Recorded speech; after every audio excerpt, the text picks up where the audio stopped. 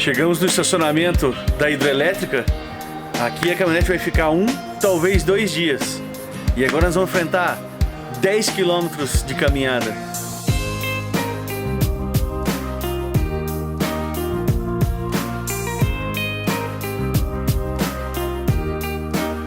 Chegamos! Aleluia!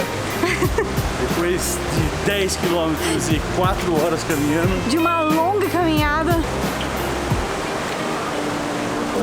Conseguimos. Tá aqui na mão, 152 soles por pessoa. Bom dia. Bom dia. São 4h30 da manhã e chegou a hora de Machu Picchu. Machu Picchu. Vamos pegar o busão. Agora partiu. E metade de Águas Calientes caiu da cama hoje. Dá uma olhada, Tem galera, muita já gente. esperando. Mais de 1000 pessoas aqui já. Meu Deus.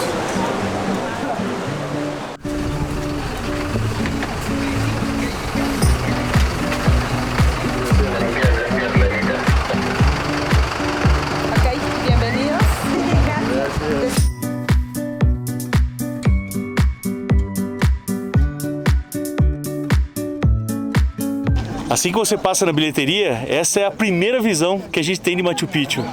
Mas antes de a gente começar a caminhar, nós temos que contar um segredo para A vocês. gente vai confessar agora. Na verdade, nós já caminhamos por todo Machu Picchu, por todas as ruínas, durante 3 horas, com uma guia fantástica que ficou exclusivamente para mim e para a Cris.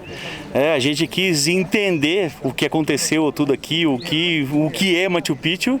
E agora sim que a gente entendeu um pouquinho, nós vamos passar um pouquinho para vocês do que nós entendemos, pelo menos, né, Cris? Mas vamos lá, vamos caminhar, porque, olha, é coisa de doido fazer toda essa caminhada de novo. Mas vamos lá. Vai começar a escadaria logo de cara. E essa é a pior parte daqui. Realmente, o começo é a pior parte.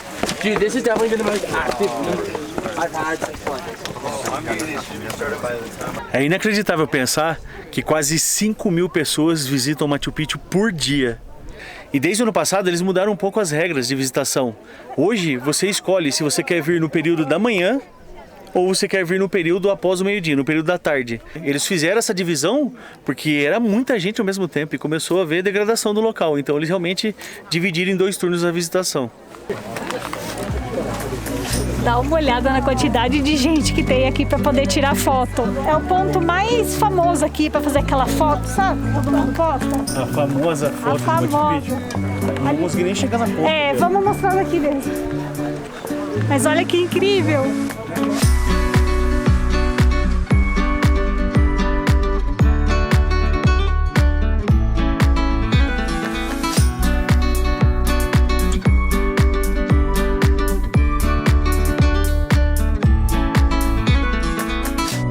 Tô nem acreditando que eu tô nesse lugar. É muita gente, é muita disputa por uma foto.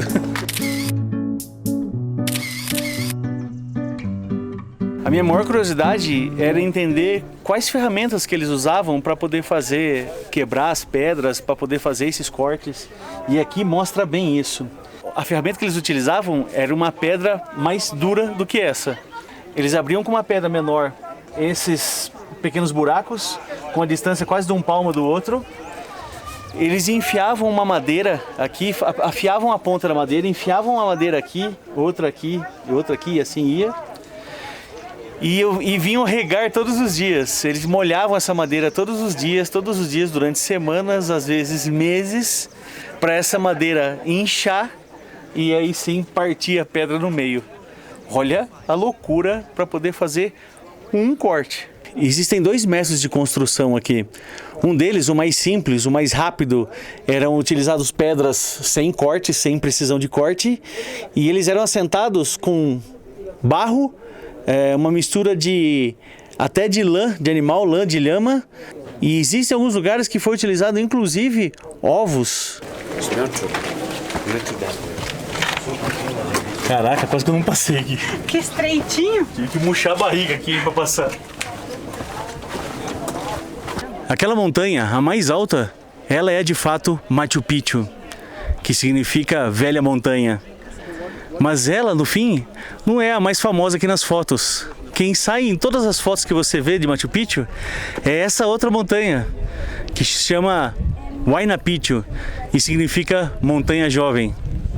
Machu Picchu está lá naquele alto, e se você reparar à direita, na verdade houve um abalo sísmico no passado, abriu-se uma fenda, e bem naquele vão ali à direita entre Machu Picchu, que é a mais alta, e essa direita, se formou um tanque natural, um reservatório de água deles. Então toda a água de chuva para lá naquele local, e é ela que abastece toda a cidade perdida.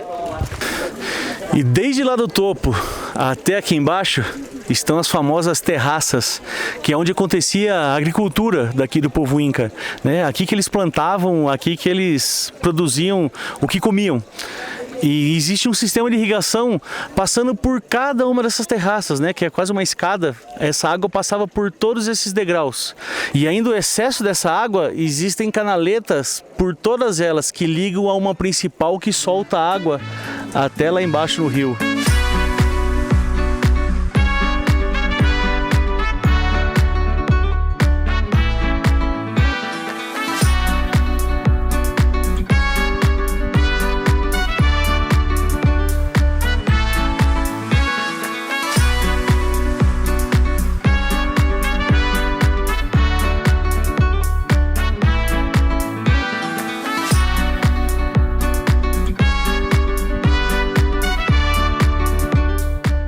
Os Incas se baseavam tudo nos 4 elementos: na terra, na água, no vento e no fogo. Eles diziam que se um deles não estivesse bem, tudo saía de harmonia e tudo dava errado. Então eles o tempo todo estavam batendo na tecla que tudo precisava estar em harmonia. E eles construíram aqui 4 templos, um para cada elemento. Esse primeiro é o elemento do vento. E eles fizeram uma proteção toda, um templo fechado, bem fechado, sem janelas, tudo para proteger do vento. Aqui, bem de frente, tá o da água. Nesse local, quando o Inca vinha para cá, era aqui que ele se banhava, era aqui que ele se purificava, e não só ele, como os sacerdotes. Então aqui o tempo todo estava cheio d'água. E ali em cima está o Templo do Fogo, que era representado pelo Sol. Então eles chamam ali de Templo do Sol. E essa é a foda da internet, porque tem uma multidão ali, a gente não consegue chegar perto. Ali faz meia hora que a gente está tentando chegar ali perto e a gente não consegue. E esse é o Templo da Terra, né? Tem até uma caverna ali você entrando. E hoje ainda tem uma chinchila ali no alto.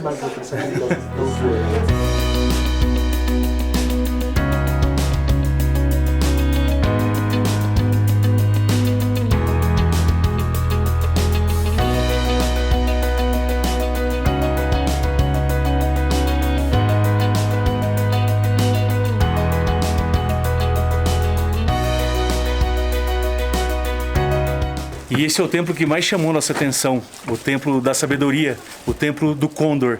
É bem visível nas rochas que ela está em voo, em posição de voo, e abaixo ainda tem o ventre do Condor. Nesse local tem a cabeça, os olhos e o bico do Condor, e o colar que tem resistente embaixo do pescoço dele. Aqui aconteciam algumas cerimônias que chamaram muito a nossa atenção. Os sacerdotes se reuniam aqui uma vez por ano, eles pegavam uma lhama, tiravam o coração da lhama, ainda pulsando, colocavam numa fogueira, e um sacerdote ali escolhido, ele olhava nessa fogueira e tentava ver no meio da imagem da fogueira se o ano deles ia ser um ano bom ou se ia ser um ano ruim. Se ele avistava que o ano não seria bom, acontecia um ritual mais estranho ainda. Eles escolhiam uma criança entre 10 e 14 anos de idade para um sacrifício. Eles acreditavam que se acontecesse esse sacrifício dessa criança, se reverteria o ano e o ano seria bom novamente. Os pais aprovavam esse sacrifício. Os pais se sentiam honrados em que o próprio filho ia ser escolhido. E como era o sacrifício dessa criança, eles pegavam essa criança, os pais, alguns sacerdotes, e eles subiam a montanha, e lá naquela montanha davam uma bebida alucinógena para essa criança, colocavam ela em posição fetal e ali elas morriam. Os historiadores já encontraram algumas crianças dessas e viram que havia algo em comum entre elas. Os dentes estavam extremamente cerrados, com certeza pela tensão em saber que ela ia ser sacrificada, né? Então imagina a tensão, a adrenalina dessa criança em viver esse momento.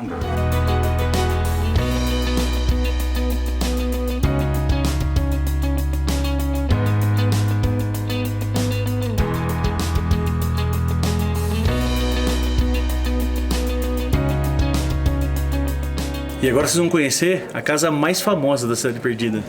Essa é a casa do imperador. Quando ele vinha pra cá, é nessa casa que ele ficava. Tem algumas particularidades dessa casa que ela foi realmente preparada pro imperador. Vem cá pra vocês conhecerem. Esse é o único quarto que todas as paredes e o piso eram forrados, né? Eles eram forrados com pele de animal pintada, decorada, tanto as paredes quanto o piso. Aqui ficava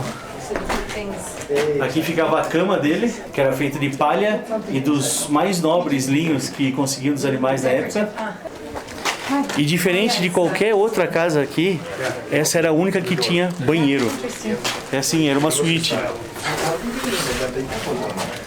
Quase que eu não passo aqui. Os outros banheiros eram compartidos. E naquele buraco lá é onde ele tinha que acertar para fazer o número 1 e o número 2. E como aqui era a casa do imperador, ele também tinha o privilégio de ter um sistema construtivo muito mais bonito, mais acabado do que as outras, né? Os cortes, todas essas pedras, na verdade, elas foram cortadas com precisão e são de encaixes. Ela tem um sistema de encaixe entre uma e outra. Ela tem um dentinho que encaixa uma pedra na outra. Como eles faziam esses cortes de precisão, eu fiquei impressionado de saber. Eles pegavam lã da lhama, juntavam várias para poder ficar um pouco grosso, faziam um fio comprido e aí uma pessoa segurava de um lado, outro segurava de outro numa rocha e eles iam como se estivesse serrando essa pedra. E aos poucos eles iam colocando areia e água e isso fazia um corte com precisão. E aqui dá para ter uma boa ideia do sistema de encaixe que eles faziam nas pedras que eram cortadas com precisão, né? Para usar nos templos, na casa do Inca, né? Tá aqui a fêmea, tá aqui o macho, tá aqui a fêmea e eles faziam tudo isso remontando uma em cima da outra usando todo o sistema de encaixe.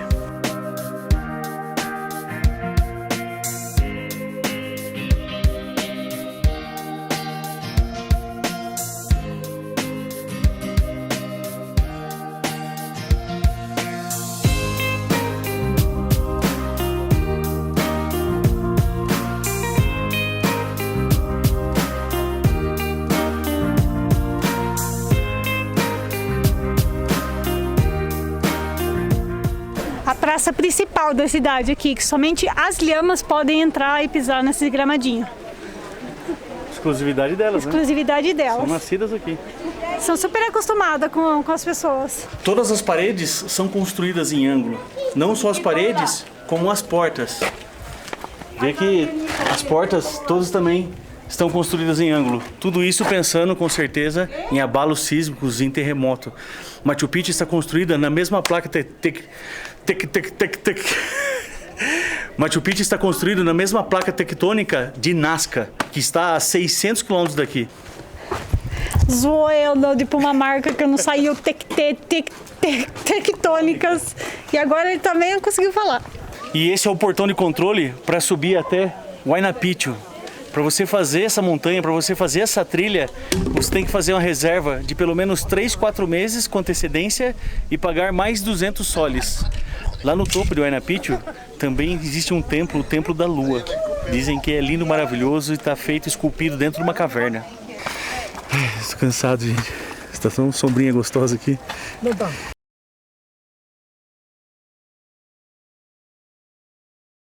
O meio de comunicação deles, do que estava acontecendo nos outros povoados incas, eram os mensageiros, né? Os mensageiros vinham para cá, contavam o que estava acontecendo no sul, no norte e em toda a região. O imperador sabia de tudo através desses mensageiros.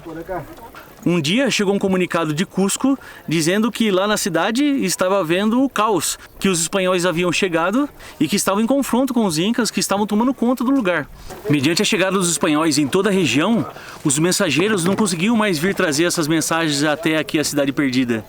E os sacerdotes começaram a ficar desesperados, porque eles não tinham mais informações do que estava acontecendo na região, não sabiam se os espanhóis estavam chegando aqui em cima da Cidade Perdida. Então, essa é uma das hipóteses.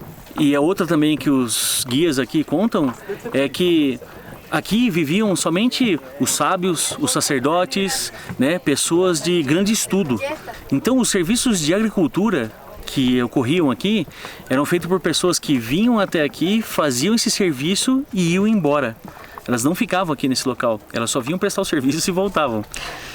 E com a chegada dos espanhóis, elas não conseguiam mais se locomover para cá, né? Elas começaram a ficar presas nas outras cidades por causa da invasão espanhola e eles não conseguiam vir mais para cá para poder prestar esse serviço. Então os sábios, os estudiosos, todos aqui, eles não faziam esse serviço e eles começaram a ficar sem alimento. Ficando sem alimento, eles foram embora da região. Machu Picchu foi o único lugar que os espanhóis não conseguiram invadir. Eles não encontraram o local, eles não... Foi tão bem escondido, foi tão construído num lugar tão escondido, mas tão escondido realmente, que nem os espanhóis conseguiram localizar aqui para poder fazer o que eles fizeram em todas as outras regiões com os incas. Então realmente eles saíram daqui não por conta da invasão, foram por conta desses... Talvez essas possibilidades. E Machu Picchu é lindo! Isso, pessoal, é um pouquinho do que os dois caipiras aqui entenderam sobre a história de Machu Picchu. Com certeza a gente podia ficar falando aqui por 2 horas sobre as coisas que nós vimos, que nós aprendemos aqui. É muita coisa, é muita informação. Então você tem que vir até aqui para conhecer esse lugar porque é incrível. É incrível, é mágico. É de uma energia muito boa. Exato, e é surreal. É surreal pensar que esses caras construíram isso há trocentos anos atrás. Mas ó, vem preparado fisicamente porque é muito cansativo, é muito cansativo, é muita escadaria. É muito degrau. Haja joelho, haja fôlego. Mas vale a pena. Vale a pena, compensa muito, e ó. Muita água, que não tem onde comprar. Ó, a nossa acabou. Porque o Júnior tomou tudo. Eu tô morrendo de sede já faz um tempo e não tenho o que fazer. Eu também tô com sede. Agora, descer essa escadaria de novo, subir num busão, cair em Águas Calientes, rumo a buscar nossa Toyota.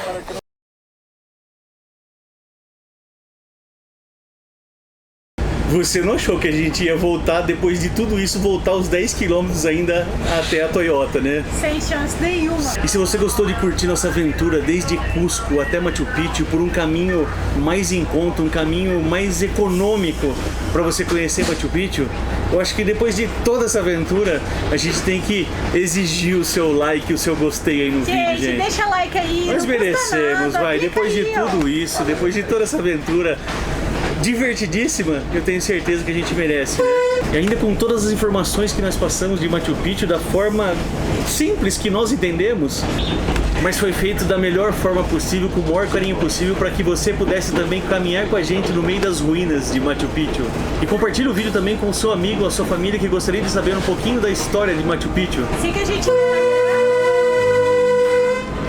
no Instagram e se inscreva no nosso canal do YouTube se você ainda não for inscrito. E inscreve no canal, gente. Inscreve no canal, não deixe de se inscrever. É isso aí, bora que vai entrar no túnel agora. Valeu! Tchau!